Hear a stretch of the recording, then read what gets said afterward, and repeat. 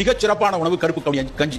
எப்படி செய்யறது? கவுனி அரிசி டக்குன்னு வேக வச்சிட முடியாது. கருப்பு கவுனி கஞ்சி இன்ஸ்டன்டா எப்படி பண்றதுன்னு பார்க்கலாம். அதுக்கு கவுனி அரிசியை நல்லா கழுவிட்டு ஃபேன் காத்துல காய விட்டுட்டு அதை நல்லா ரோஸ்ட் பண்ணி கோர்ஸ் பவுடர் பண்ணி எடுத்து வச்சுக்கோங்க.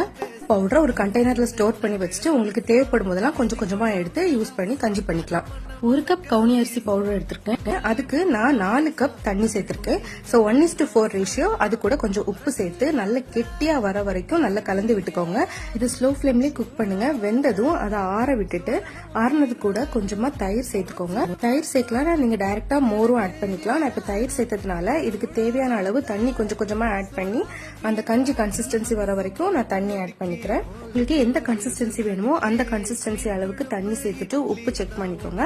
ஃபைனலா கொஞ்சம் சின்ன வெங்காயமும் பச்சை மிளகும் பொடி பொடியா கட் பண்ணி சேர்த்தீங்கன்னா சூப்பரான கவுனி அரிசி கஞ்சி தயார். வெயிட் லாஸ் ட்ரை பண்றவங்க டெய்லி மார்னிங் இது பிரேக்ஃபாஸ்ட் சாப்பிட்டீங்கன்னா கண்டிப்பா வெயிட் லாஸ் ஆகும். ட்ரை பண்ணி பாருங்க.